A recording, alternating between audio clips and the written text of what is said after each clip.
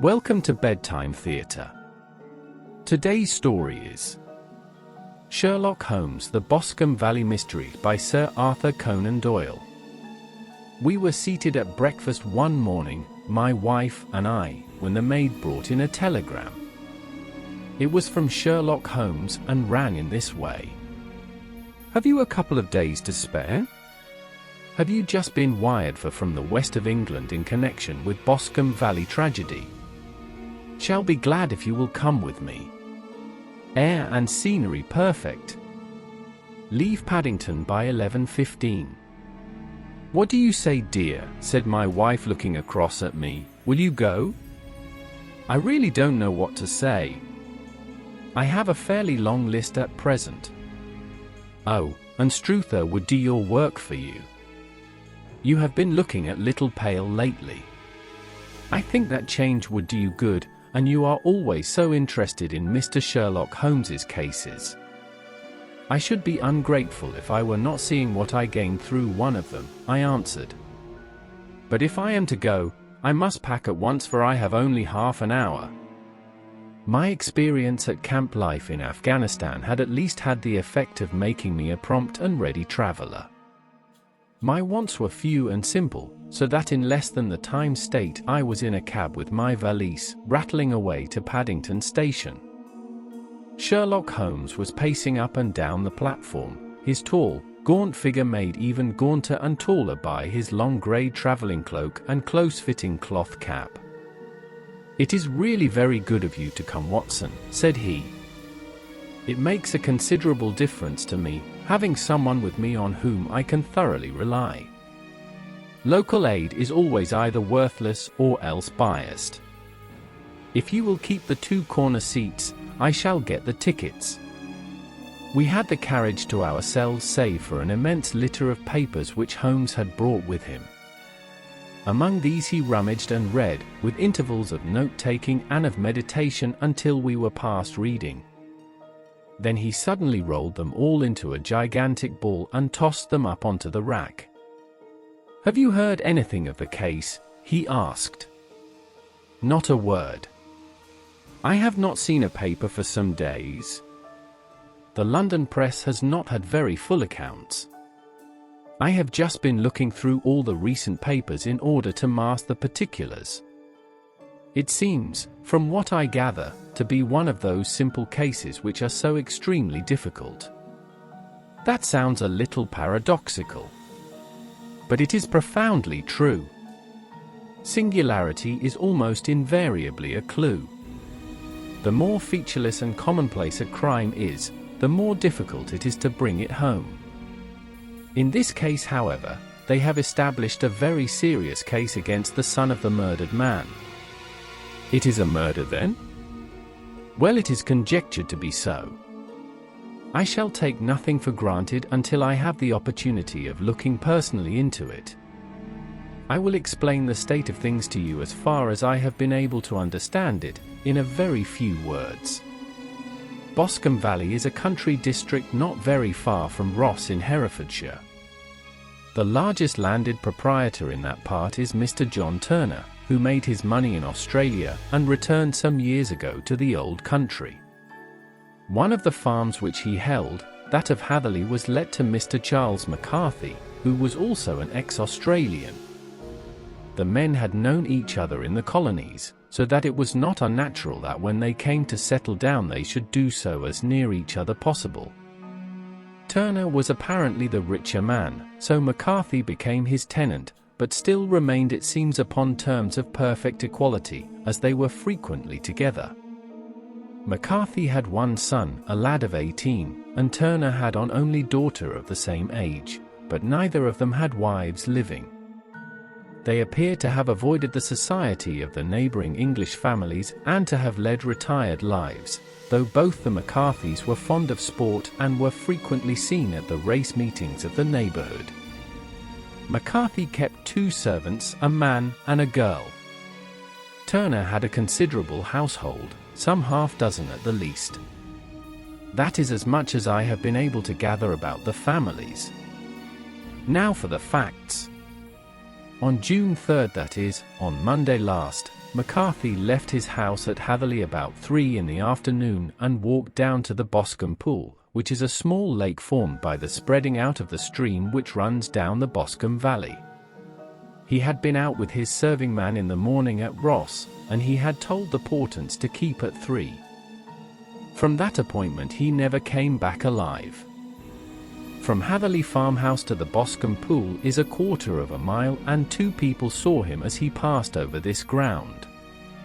One was an old woman, whose name is not mentioned, and the other was William Crowder, a gamekeeper in the employ of Mr. Turner. Both these witnesses deposed that Mr. McCarthy pass he had seen his son, Mr. James McCarthy pass he had seen his son, Mr. James McCarthy, going the same way with a gun under his arm. To the best of his belief, the father was actually in sight at the time, and the son was following him. He thought no more of the matter until he had in the evening of the tragedy that had occurred. The 2 McCarthys were seen after the time when William Crowder, the gamekeeper, lost sight of them. The Boscombe pool is thickly wooded round, with just a fringe of grass and of reeds round the edge. A girl of 14, Patience Moran, who is the daughter of the lodge-keeper of the Boscombe Valley estate, was in one of the woods picking flowers. She states that while she was there she saw, at the border of the wood and close by the lake, Mr. McCarthy and his son, and that they appeared to be having a violent quarrel. She heard Mr. McCarthy the elder using very strong language to his son, and she saw the latter raise up his hand as if to strike his father. She was so frightened by their violence that she ran away and told her mother when she reached home that she had left the 2 McCarthys quarreling near Boscombe pool, and that she was afraid that they were going to fight. She had hardly said the words when young McCarthy came running up to the lodge to say he had found his father dead in the wood, to ask for the help of the lodge keeper. He was much excited, without either his gun or his hat, and his right hand and sleeve were observed to be stained with fresh blood. On following him, they found the dead body stretched out upon the grass beside the pool. The head had been beaten in by repeated blows of some heavy and blunt weapon. The injuries were such as might very well have been inflicted by the butt end of his son's gun, which was found lying on the grass within a few paces of the body.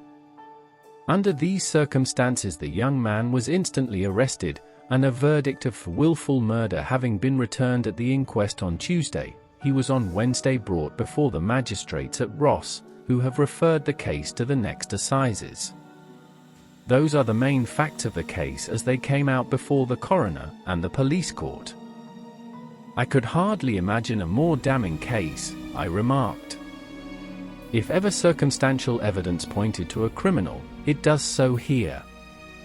Circumstantial evidence is a very tricky thing, answered Holmes thoughtfully. It may seem to point very straight to one thing, but if you shift your own point of view a little, you may find it pointing in an equally uncompromising manner to something entirely different.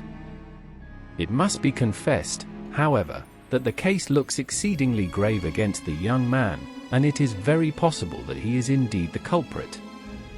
There are several people in the neighborhood, however, and among Miss Turner, the daughter of the neighboring landowner, who believe in his innocence and who have retained Lestrade, whom you may recollect in connection what a study in scarlet, to work out the case in his interest. Lestrade, being rather puzzled, has referred the case to me, and hence it is that 2 middle-aged gentlemen are flying westward at 50 miles an hour instead of quietly digesting their breakfasts at home. I am afraid, said I, that the facts are so obvious that you will find little credit to be gained out of his case. There is nothing more deceptive than an obvious fact, he answered, laughing. Besides, we may chance to hit upon some other obvious to Mr. Lestrade. You know me too well to think I am boasting when I say that I shall either confirm or destroy his theory by means which he is quite incapable of employing, or even of understanding. To take the first example to hand, I very clearly perceive that in your bedroom the window is upon the right-hand side, and yet I question whether Mr. Lestrade would have noted even so self-evident a thing as that. How on earth? My dear fellow, I know you well. I know the military neatness which characterizes you. You shave every morning, and in this season, you shave by the sunlight, but since your shaving is less and less complete as we get farther back on the light side, until it becomes positively slovenly as we get round the angle of the jaw, it is surely very clear that side is less illuminated than the other. I could not imagine a man of your habits looking at himself in any equal light and being satisfied with such a result. I only quote this as a trivial example of observation and inference. Therein lies my métier, and it is just possible that it may be of some service in the investigation which lies before us. There are one or two minor points which were brought out in the inquest, and which are worth considering. What are they? It appears that this arrest did not take place at once, but after the return of the Hatherley farm. On the inspector of constabulary informing him that he was the prisoner, he remarked that he was not surprised to hear it, and that it was no more than his deserts. This observation of his had the natural effect of removing any traces of doubt which might have remained in the minds of the coroner's jury. It was a confession, I explained. No, for it was followed by a protestation of innocence. Coming on the top of such a damning series of events, it was at least a most suspicious remark. On contrary, said Holmes, it is the brightest rift which I can at present see in the clouds. However innocent he might be, he could not be such an absolute imbecile as not to see that the circumstances were very black against him. Had he appeared surprised at his own arrest, or feigned indignation at it? I should have looked upon it as highly suspicious, because such surprise or anger would not be natural under the circumstances, and yet might appear to be the best policy to a scheming man. His frank acceptance of the situation marks him as either an innocent man, or else as a man of considerable self-restraint and firmness. As to his remark about his deserts, it was also not unnatural if you consider that he stood beside the dead body of his father, and that there is no doubt that he had that very day so far forgotten his filial duty as to bandy words with him, and even, according to the little girl whose evidence is so important, to raise his hand as if to strike him. The self-reproach and contrition which are displayed in his remark appear to me be the signs of a healthy mind rather than of a guilty one. I shook my head. Many men have been hanged on far slighter evidence, I remarked. So they have. And many men have been wrongfully hanged. What is the young man's own account of the matter? It is, I am afraid, not very encouraging to his supporters, though there are one or two points in it which are suggestive. You will find it here and may read it for yourself. He picked out from his bundle a copy of the local Herefordshire paper, and having turned down the sheet, he pointed out the paragraph in which the unfortunate young man had given his own statement of what had occurred. I settled myself down in the corner of the carriage and read it very carefully. It ran in this way. Mr. James McCarthy, the only son of the deceased, was then called and gave evidence as follows. I had been away from home for 3 days at Bristol and had only just returned upon the morning of last Monday, the 3rd. My father was absent from home at the time of my arrival, and I was informed by the maid that he had driven over to Ross with John Cobb, the groom. Shortly after my return I heard the wheels of his trap in the yard, and looking out of my window, I saw him get out and walk rapidly out of the yard, though I was not aware in which direction he was going.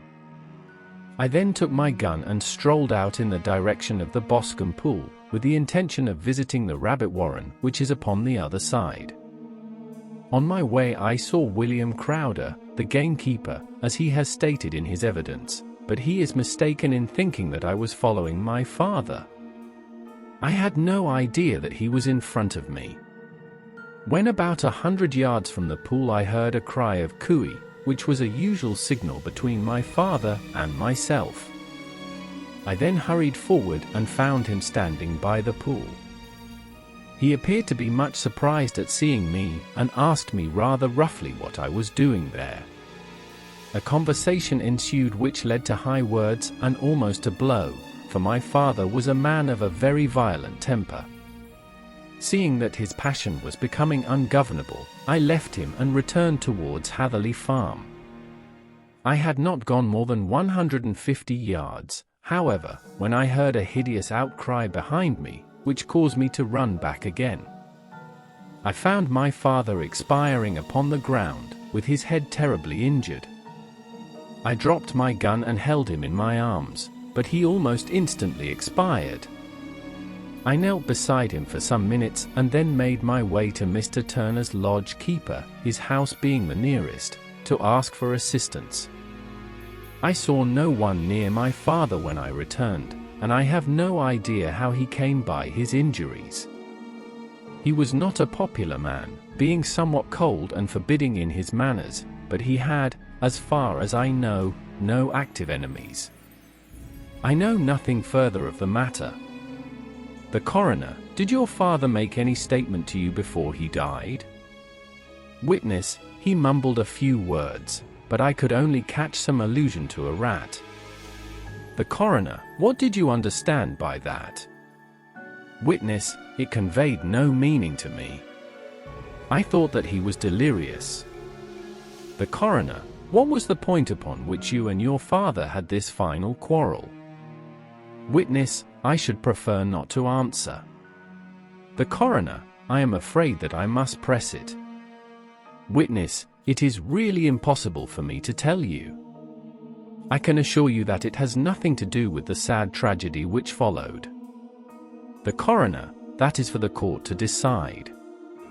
I need not point out to you that your refusal to answer will prejudice your case considerably in any future proceedings which may arise. Witness: it was. The coroner: how was it, then, that he uttered it before he saw you, and before he even knew that you had returned from Bristol? Witness: with considerable confusion, I do not know. A juryman: did you see nothing which aroused your suspicions when you returned on hearing the cry and found your father fatally injured? Witness: nothing definite. The coroner: what do you mean? Witness: I was so disturbed and excited as I rushed out into the open, that I could think of nothing except of my father. Yet I have a vague impression that as I ran forward something lay upon the ground to the left of me. It seemed to me to be something grey in colour, a coat of some sort, or a plaid perhaps. When I rose from my father I looked round for it, but it was gone. The coroner: do you mean that disappeared before you went for help? Witness: yes, it was gone. The coroner: you cannot say what it was? Witness: no, I had a feeling something was there. The coroner: how far from the body? Witness: a dozen yards or so. The coroner: and how far from the edge of the wood? Witness: about the same. The coroner: then if it was removed, it was while you were within a dozen yards of it? Witness: yes, but with my back towards it. This concluded the examination of the witness. I see, said I as I glanced down the column, that the coroner in his concluding remarks was rather severe upon young McCarthy. He calls attention, and with reason, to the discrepancy about his father having signaled to him before seeing him, also to his refusal to give details of his conversation with his father, and his singular account of his father's dying words. They are all, as he remarks, very much against the sun. Holmes laughed softly to himself and stretched himself out upon the cushioned seat. Both you and the coroner have been at some pains, said he, to single out the very strongest points in the young man's favour. Don't you see that you alternately give him credit for having too much imagination and too little?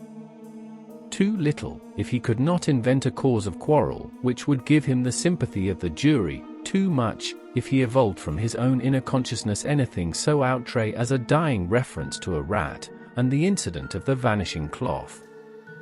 No, sir, I shall approach this case from the point of view that what this young man says is true, and we shall see whither that hypothesis will lead us. And now here is my pocket petard, and not another word shall I say of this case until we are on the scene of action. We lunch at Swindon, and I see that we shall be there in 20 minutes. It was nearly 4 o'clock when we at last, after passing through the beautiful Stroud Valley and over the broad gleaming Severn, found ourselves at the pretty little country town of Ross.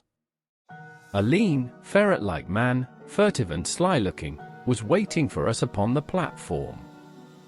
In spite of the light brown dust coat and leather leggings, which he wore in deference to his rustic surroundings, I had not difficulty in recognizing Lestrade, of Scotland Yard.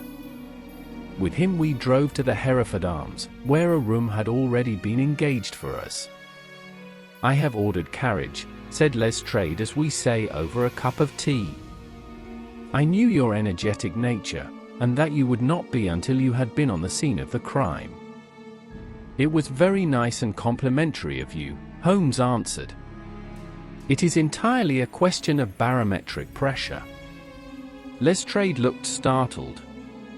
"I do not quite follow," he said. "How is the glass?" 29, I see.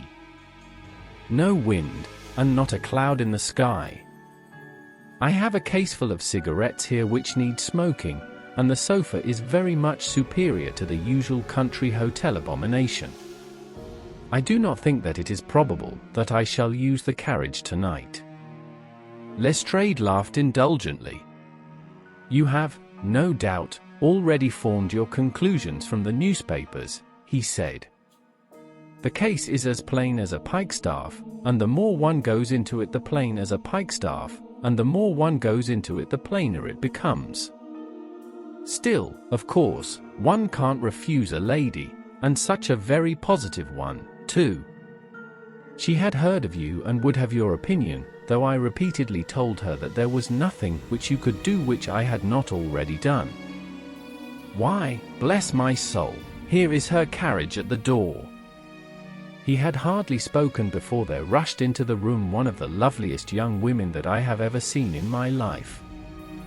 Her violet eyes were shining, her lips parted, a pink flush upon her cheeks, all thought of her natural reserve lost in her overpowering excitement and concern.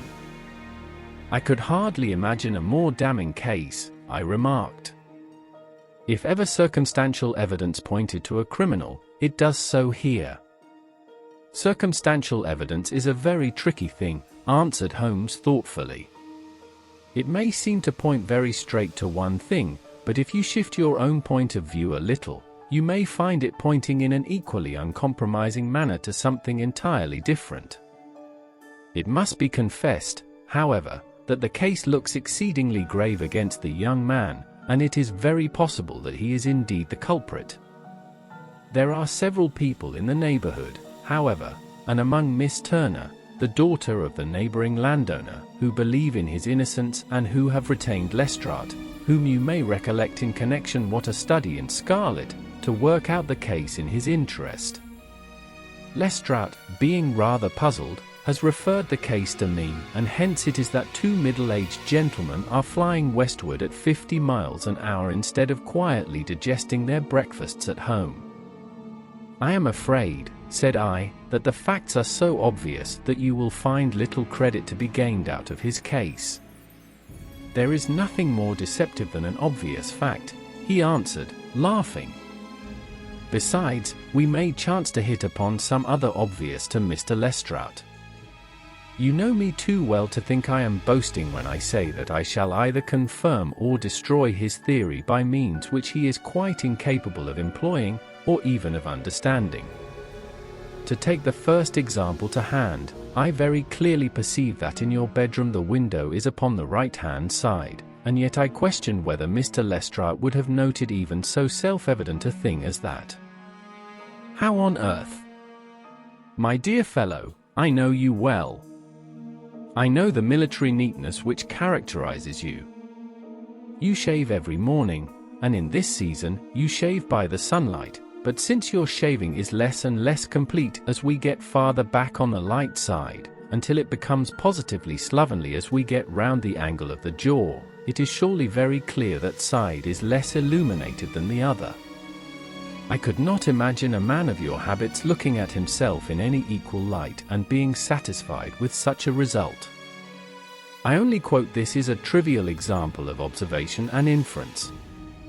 Therein lies my métier, and it is just possible that it may be of some service in the investigation which lies before us. There are one or two minor points which were brought out in the inquest, and which are worth considering. What are they? It appears that this arrest did not take place at once, but after the return of the Hatherley farm. On the inspector of constabulary informing him that he was the prisoner, he remarked that he was not surprised to hear it, and that it was no more than his deserts. This observation of his had the natural effect of removing any traces of doubt which might have remained in the minds of the coroner's jury. It was a confession, I explained. No, for it was followed by a protestation of innocence. Coming on the top of such a damning series of events, it was at least a most suspicious remark. On contrary, said Holmes, it is the brightest rift which I can at present see in the clouds. However innocent he might be, he could not be such an absolute imbecile as not to see that the circumstances were very black against him. Had he appeared surprised at his own arrest, or feigned indignation at it? I should have looked upon it as highly suspicious, because such surprise or anger would not be natural under the circumstances, and yet might appear to be the best policy to a scheming man. His frank acceptance of the situation marks him as either an innocent man, or else as a man of considerable self-restraint and firmness. As to his remark about his deserts, it was also not unnatural if you consider that he stood beside the dead body of his father, and that there is no doubt that he had that very day so far forgotten his filial duty as to bandy words with him, and even, according to the little girl whose evidence is so important, to raise his hand as if to strike him. The self-reproach and contrition which are displayed in his remark appear to me be the signs of a healthy mind rather than of a guilty one. "Oh, Mr. Sherlock Holmes," she cried, glancing from one to the other of us, and finally, with a woman's quick intuition, fastening upon my companion, "I am so glad that you have come. I have driven down to tell you so. I know that James didn't do it. I know it, and I want you to start upon your work knowing it too. Never let yourself doubt upon that point. We have known each other since we were little children, and I know his faults as no one else charge is absurd to anyone who really knows him. I hope we may clear him, Miss Turner," said Sherlock Holmes. "You may rely upon my doing all that I can. But you have read the evidence. You have formed some conclusions? Do you not see some loophole, some flaw? Do you not yourself think that he is innocent?" "There now," she cried, throwing back her head and looking defiantly at Lestrade. "You hear? He gives me hopes." Lestrade shrugged his shoulders. "I am afraid that my colleague has been a little quick in forming his conclusions," he said. "But he is right." "Oh, I know that he is right.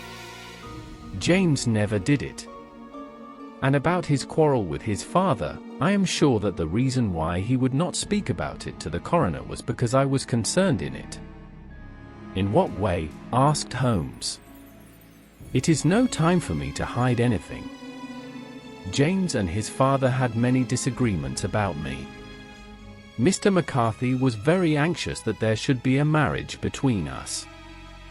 James and I have always loved each other as brother and sister, but of course he is young and has seen very little of life yet and well, he naturally did not wish to do anything like that yet. So there were quarrels, and this, I am sure, was one of them." "And your father?" asked Holmes. "Was he in favor of such a union?" "No, he was averse to it also. No one but Mr. McCarthy was in favor of it. A quick blush passed over her fresh young face as Holmes shot one of his keen, questioning glances at her. "Thank you for this information," said he. "May I see your father if I call tomorrow?" "I am afraid the doctor won't allow it." "The doctor?" "Yes, have you not heard?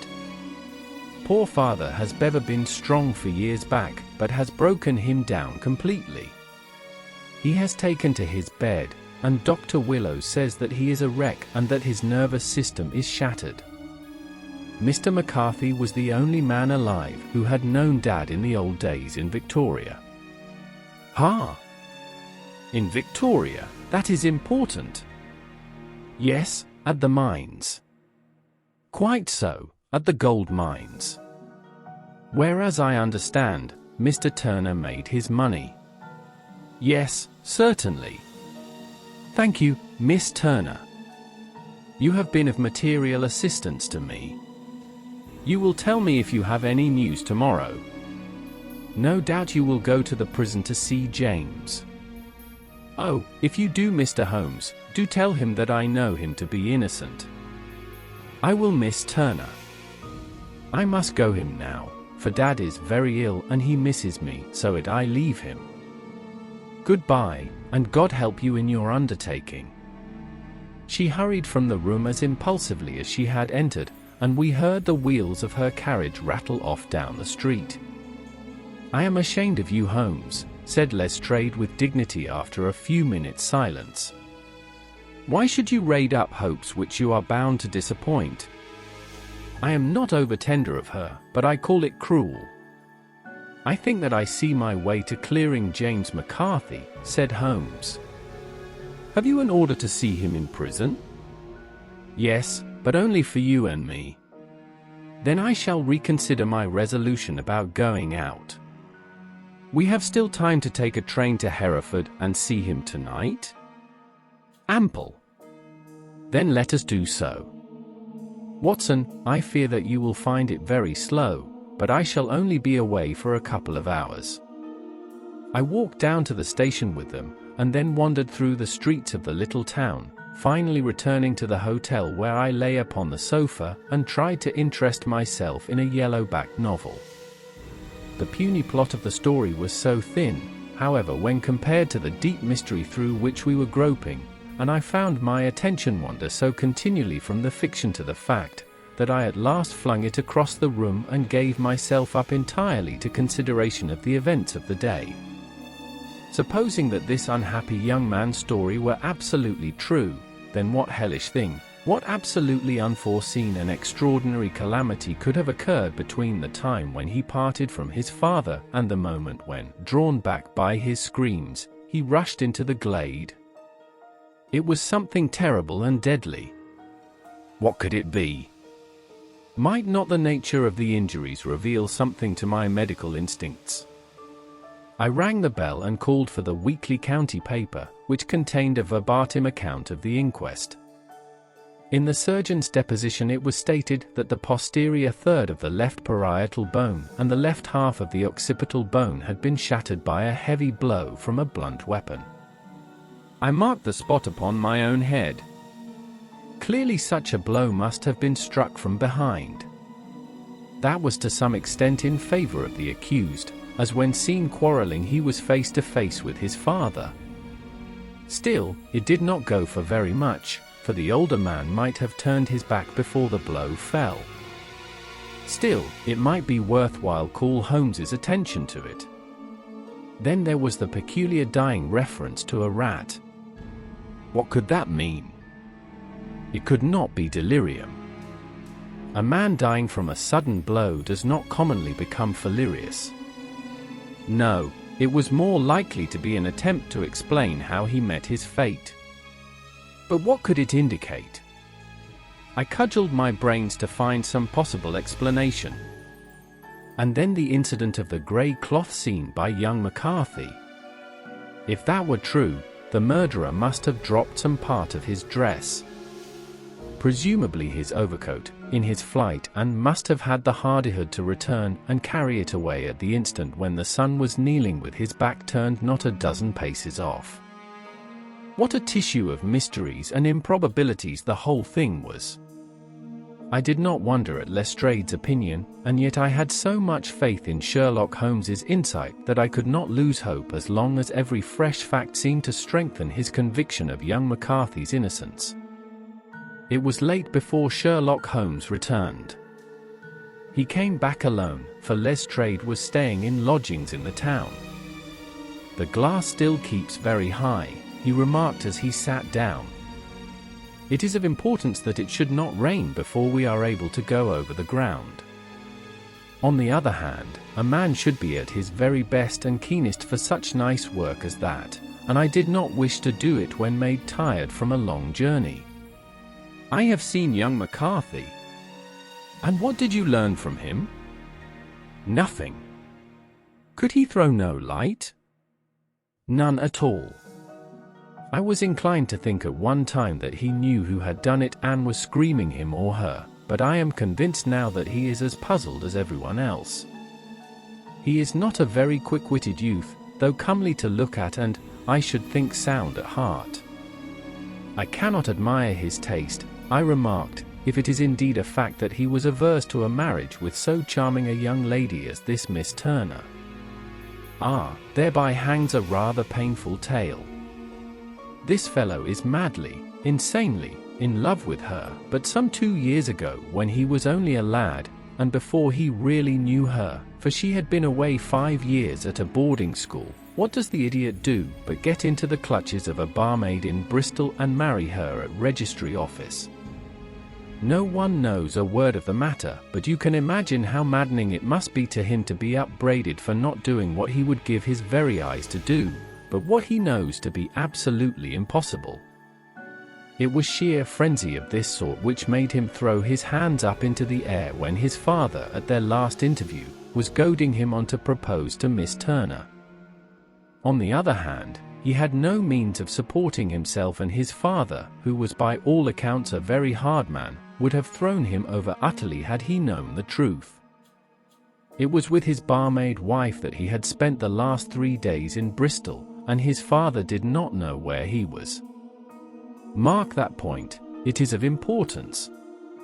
Good has come out of evil, however, for the barmaid, finding from the papers that he is in serious trouble and likely to be hanged, has written to him to say that she has a husband already in the Bermuda dockyard, so that there is really no tie between them. I think that that bit of news has consoled young McCarthy for all that he has suffered. But if he is innocent, who has done it? Ah, who? I would call your attention very particularly to 2 points. One is that the murdered man had an appointment with someone at the pool, and that the someone could not have been his son, for his son was away, and he did not know when he would return. The second is that the murdered man was heard to cry cooey before he knew that his son had returned. Those are the crucial points upon which the case depends. And now let us talk about George Meredith, if you please, and we shall leave all minor matters until tomorrow. There was no rain as Holmes had foretold, and the morning broke bright and cloudless. At 9 o'clock Lestrade called for us with the carriage, and we set off for Hatherley Farm and the Boscombe pool. "There is serious news this morning," Lestrade observed. "It is said that Mr. Turner of the Hall is so ill that his life is despaired of." "An elderly man, I presume," said Holmes. "About 60, but his constitution has been shattered by his life abroad, and he has been in failing health for some time. This business has had a very bad effect upon him. He was an old friend of McCarthy's, and I may add, a great benefactor to him, for I have learned that he gave him Hatherley Farm tent-free." "Indeed! That is interesting," said Holmes. "Oh yes. In 100 other ways he has helped him. Everybody about here speaks of his kindness to him." "Really? Does it not strike you as a little singular that this McCarthy, who appears to have had little of his own and to have been under such obligations to Turner, should still talk of marrying his son to Turner's daughter, who is presumably heiress to the estate, and that in such a very cocksure manner, as if it were merely a case of a proposal and all else would follow? It is the more strange, since we know that Turner himself was averse to the idea. The daughter told us as much. Do you not deduce something from that?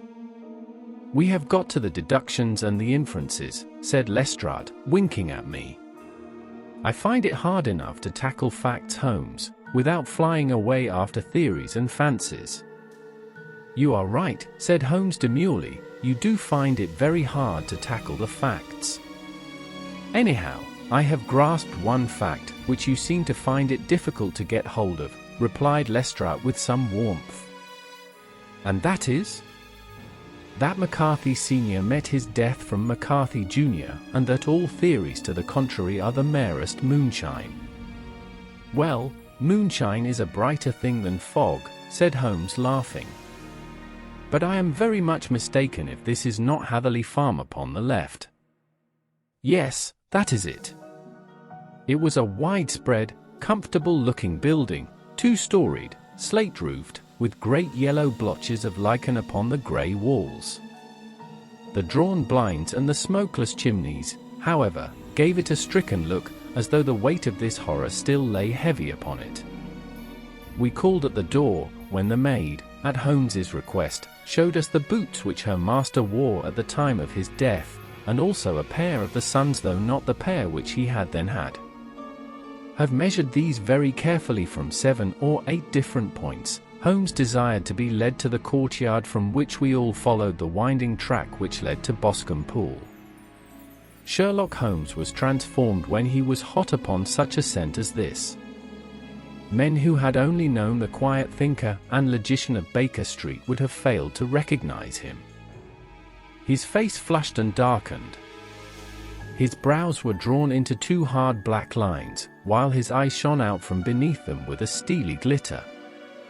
His face was bent downwards, his shoulders bowed, his lips compressed, and the veins stood out like whipcord in his long, sinewy neck.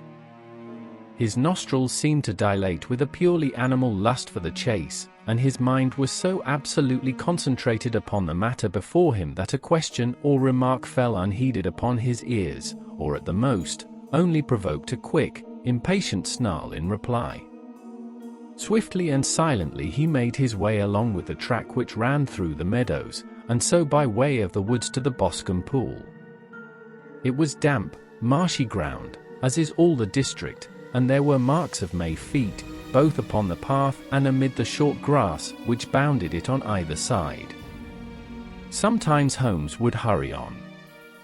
Sometimes stop dead, and once he made quite a little detour into the meadow.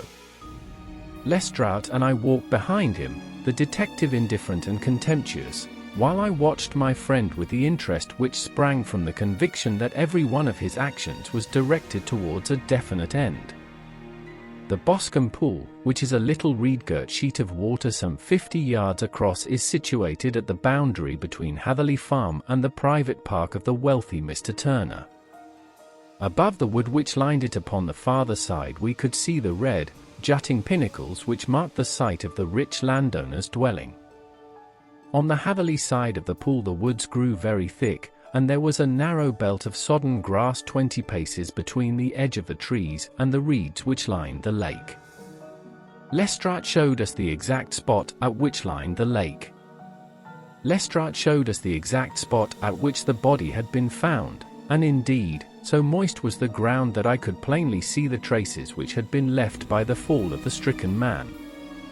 To Holmes, as I could see by his eager face and peering eyes, very many other things were to be read upon the trampled grass.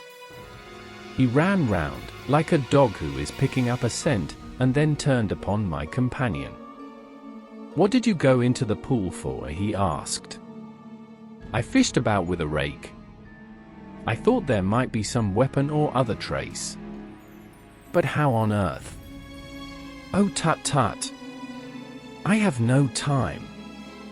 A left foot of yours with its inward twist is all over the place. A mole could trace it, and there it vanishes among the reeds. Oh, how simple it would all have been had I been here before they came like a herd of buffalo and wallowed all over it." Here is where the party with the lodge-keeper came, and they have covered all tracks for 6 or 8 feet round the body. But here are 3 separate tracks of the same feet. He drew out a lens and lay down upon his waterproof to have a better view, talking all the time rather to himself than to us. These are young McCarthy's feet. Twice he was walking, and once he ran swiftly, so that the soles are deeply marked and the heels hardly visible. That bears out his story. He ran when he saw his father on the ground. Then here are the father's feet as he paced up and down. What is this then? It is the butt end of the gun as the son stood listening. And this? Ha, ha! What have we here? Tiptoes, tiptoes. Square, too, quiet unusual boots. They come, they go, they come again. Of course that was for the cloak. Now where did they come from? He ran up and down, sometimes losing, sometimes finding the track until we were well within the edge of the wood and under the shadow of a great beech, the largest tree in the neighborhood. Holmes traced his way to the farther side of this and lay down once more upon his face with a little cry of satisfaction.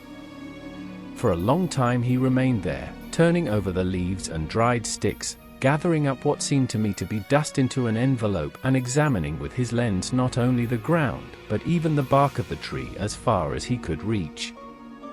A jagged stone was lying among the moss, and this also he carefully examined and retained. Then he followed a pathway through the wood until he came to the high road, where all traces were lost. It has been a case of considerable interest, he remarked, returning to his natural manner. I fancy that this grey house on the right must be the lodge. I think that I will go in and have a word with Moran, and perhaps write a little note.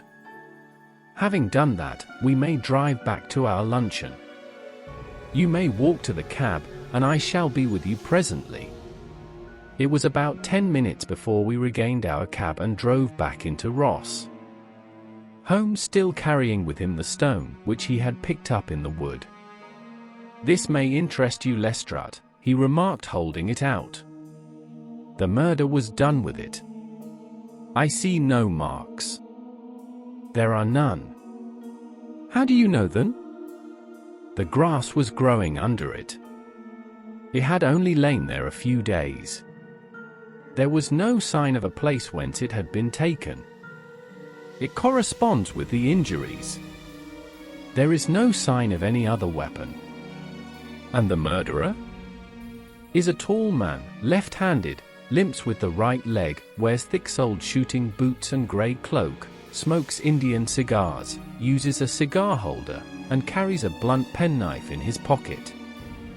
There are several other indications, but these may be enough to aid us in our search. Lestrade laughed. I am afraid that I am still a skeptic, he said.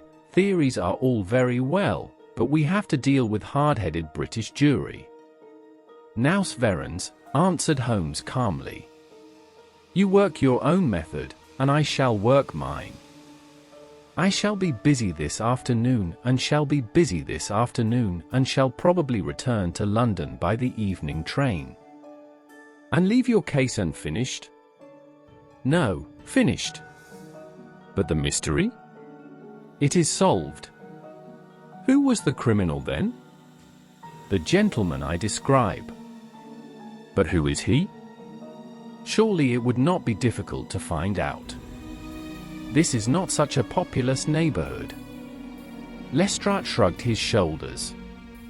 I am a practical man, he said, and I really cannot undertake to go about the country looking for a left-handed gentleman with a game leg. I should become the laughing-stick of Scotland Yard. All right, said Holmes quietly, I have given you the chance. Here are you lodging. Goodbye. I shall drop you a line before I leave. Having left Lestrade at his rooms, we drove to our hotel, where we found lunch upon the table. Holmes was silent and buried in thought with a pained expression upon his face, as one who finds himself in a perplexing position. "Look here, Watson," he said when the cloth was cleared, "just sit down in this chair and let me preach to you for a little. I don't know quite what to do, and I should value your advice. Light a cigar and let me expound." "Pray do so." "Well now, in considering this case there are 2 points about you McCarthy's narrative which struck us both instantly, although they impress me in his favor and you against him. Once was the fact that his father should, according to his account, cry cooey before seeing him. The other was his singular dying reference to a rat. He mumbled several words, you understand, but that was all that caught the son's ear. Now from this double point our research must commence, and we will begin it by presuming that what the lad says is absolutely true. What of this cooey, then? Well, obviously it could not have been meant for the son. The son, as far as he knew, was in Bristol. It was mere chance that he was within earshot. The cooey was meant to attract the attention of whomever it was that he had the appointment with. But cooey is a distinctly Australian cry, and one which is used between Australians. There is a strong presumption that the person whom McCarthy expected to meet him at Boscombe Pool was someone who had been in Australia. What of the rat then? Sherlock Holmes took a folded paper from his pocket and flattened it out on the table. "This is a map of the colony of Victoria," he said. "I wired to Bristol for it last night." He put his hand over part of the map. "What do you read?" "ARAT, I read." "And now?" He raised his hand. "Ballarat." "Quite so." That was the word of the man uttered, and of which his son only caught the last 2 syllables. He was trying to utter the name of his murderer. "So-and-so of Ballarat." "It is wonderful!" I exclaimed. "It is obvious. And now you see." I had narrowed the field down considerably. The possession of a grey garment was a third point which, granting the son's statement to be correct, was certainty. We have come now out of mere vagueness to the definite conception of Australian from Ballarat with a grey cloak. Certainly.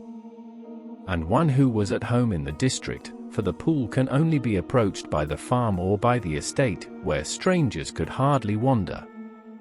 Quite so. Then comes our expedition of today. By the examination of the ground I gained the trifling details, which I gave to that imbecile Lestrade, as to the personality of criminal. But how did you gain them? You know my method. It is founded upon the observation of trifles. His height I know that you might roughly judge from the length of this stride. His boots too might be told from their traces. Yes, they were peculiar boots. But his lameness? The impression of his right foot was always less distinct than his left. He put less weight upon it. Why? Because he limped he was lame. But his left-handedness? You were yourself struck by the nature of the injury as recorded by the surgeon at the inquest. The blow was struck from immediately behind, and yet was upon the left side. Now, how can that be unless it were by a left-handed man? He had stood behind that tree during the interview between the father and son.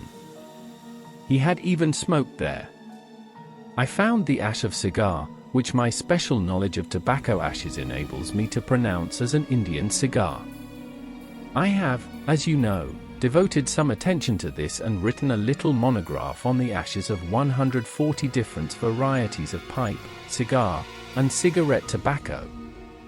Having found the ash of a cigar, which my special knowledge of tobacco ashes enables me to pronounce as an Indian cigar, of the variety which are rolled in Rotterdam.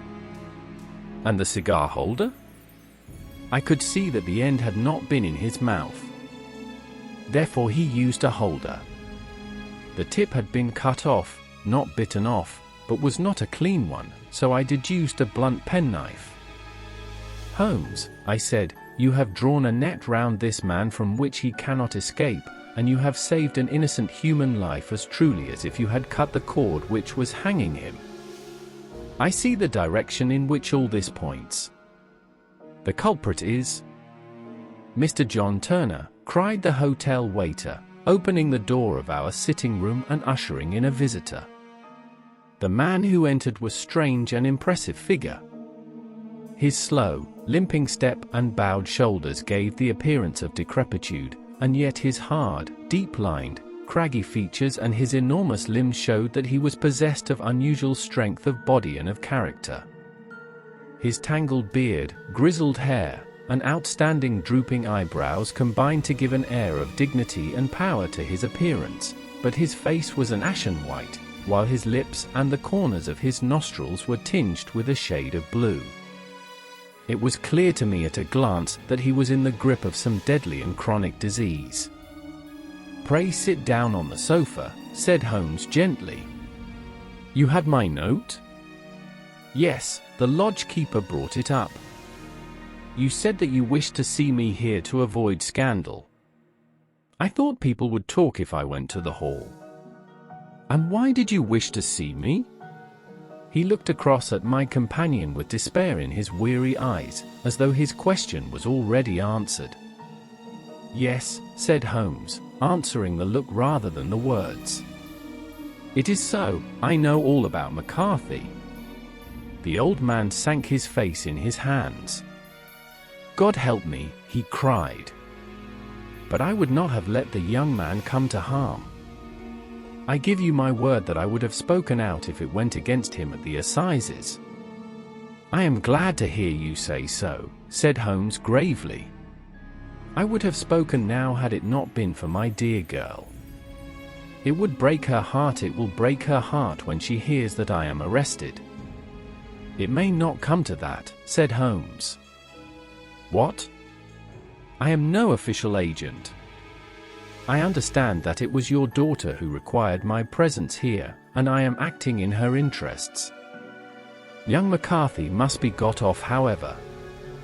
"I am dying man," said old Turner. "I have had diabetes for years.